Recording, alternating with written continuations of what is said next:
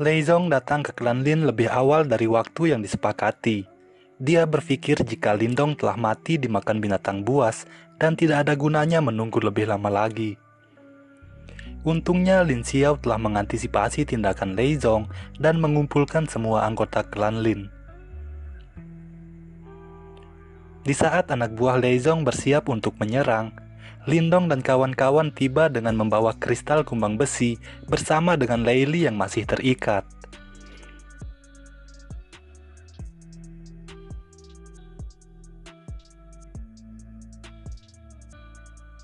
Ying Huan juga bersaksi bahwa Lei Li telah membunuh pasukannya sendiri saat dia dirasuki oleh iblis Yi. Dengan kesaksian Ying Huan, Lei Zong tidak memiliki alasan lagi untuk menghancurkan klan Lin ataupun mendapatkan kristal kumbang besi. Namun Lindong bersedia menyerahkan kristal kumbang besi asalkan Lei Zong mau menukarnya dengan wilayah lembah binatang. Tanpa banyak pertimbangan, Lei Zong menyetujui tawaran Lindong. Dia tidak berpikir jika lembah binatang yang tandus akan memberi banyak keuntungan bagi klan Lei.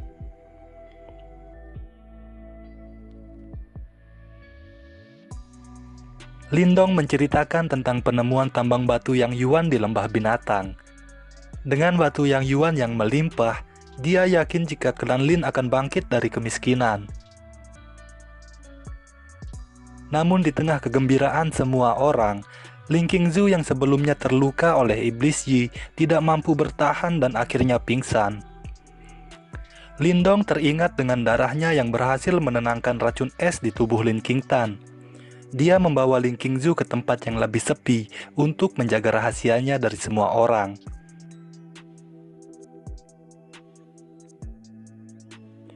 Lindong menguatkan diri untuk memukul jarinya dengan batu. Dia lalu memasukkan jarinya yang berdarah ke mulut Ling Qingzu. Tidak lama kemudian Ling Qingzu terbangun dari pingsannya.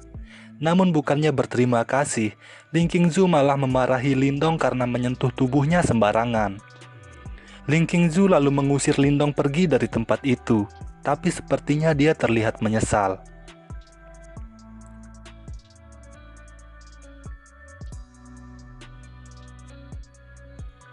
Guru Yan menemui Lindong dan mengundangnya untuk bergabung dengan serikat jimat. Dia menjelaskan jika artefak leluhur yang dimiliki Lindong saat ini disebut juga sebagai jimat pelahap. Benda itu merupakan senjata sihir yang diwariskan oleh serikat jimat selama ribuan tahun. Lindong bisa belajar cara menggunakan artefak leluhur dan mendapat kekuatan yang luar biasa jika dia bergabung dengan serikat jimat. Selanjutnya, Guru Yan juga menjelaskan tentang ruangan aneh yang dimasuki Lindong saat mendapatkan artefak leluhur. Ruangan itu disebut wilayah spiritual yang merupakan syarat dasar untuk menjadi seorang guru jimat. Guru Yan merasa jika Lindong sangat berbakat karena berhasil merasakan wilayah spiritualnya tanpa bimbingan orang lain.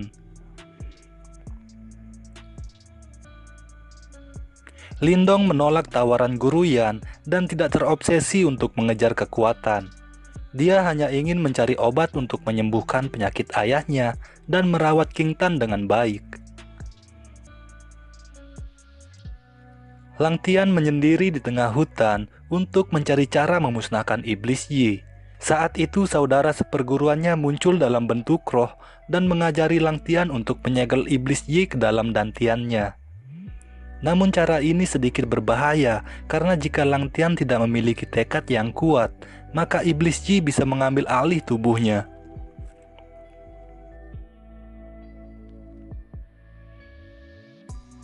Ying Huan menyelinap ke klan Lei karena dia yakin jika iblis Yi pasti bersembunyi di sini.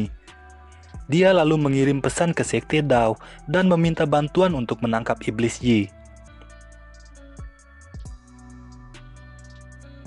Wu Dao menerima pesan Ying Huan dan bergegas pergi untuk membantunya.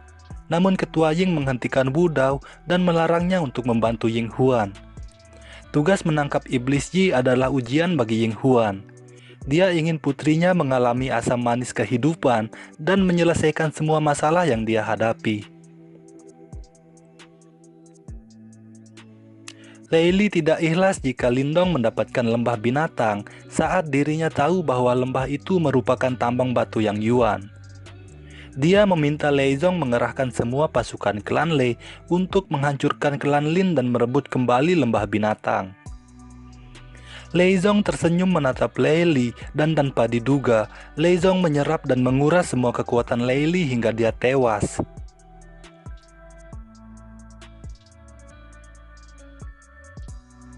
Tanpa ada yang memperhatikan, ternyata Lei Zong telah dirasuki oleh iblis Yi. Ying Huan sangat terkejut melihat kejadian itu. Dia berlari dengan ketakutan dan bersembunyi menghindari kejaran Lei Zong.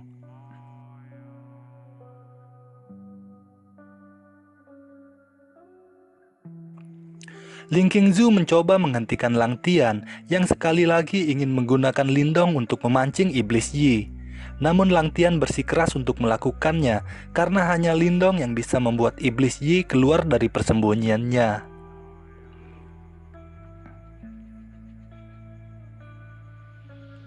Lindong membawa anggota klan Lin untuk menambang batu yang Yuan di lembah binatang, namun pasukan klan Lei muncul dan menyergap mereka. Lei Zong yang dikuasai iblis Yi mengendalikan para pasukan yang membuat kekuatan mereka meningkat. Lin Xiao nyaris terbunuh saat Lei Zong melepaskan kekuatan petirnya. Beruntung Lindong mampu menahan dan mengembalikan serangan Lei Zong. Lang Tian muncul bersama Ling Qingzu dan bersiap menghabisi Lei Zong. Namun saat itu para pasukan membawa Ying Huan dan mengancam akan membunuhnya. Lang Tian tidak bisa mengabaikan nyawa Ying Huan dan terpaksa melepaskan Lei Zong.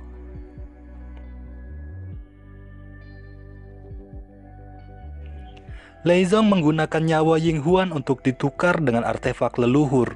Tanpa ragu, Lindong mengikuti keinginan Lei Zong. Lang Tian yang ingin menghentikan Lindong terpaksa harus mencicipi serangan Lei Zong. Lin Xiao berlari merebut artefak leluhur dari Lei Zong dan segera meninggalkan tempat itu. Lin Xiao tiba di tambang batu yang Yuan, namun ternyata tempat itu adalah jalan buntu. Lei Zong kemudian menyiksa Lin Xiao tanpa ampun. Lindong dan Lang Tian yang baru saja tiba juga tidak luput dari serangannya. Tanpa ada pilihan, Lin Xiao memutuskan untuk mati bersama Lei Zong. Lin Xiao menyerap semua energi Yuan di tempat itu dan meledakkan diri bersama Lei Zong.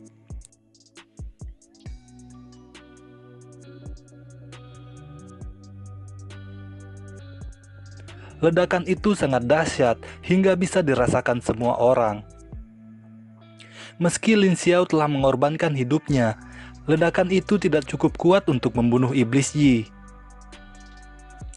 Ying Huan dan Ling Qingzu membantu Lang Tian melemahkan iblis Yi.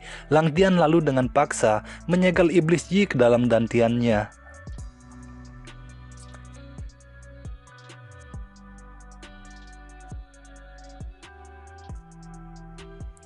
Lindong tidak tega memberitahu Ying Huan mengenai kematian ayahnya, namun mau tidak mau dia harus menerima kenyataan ini.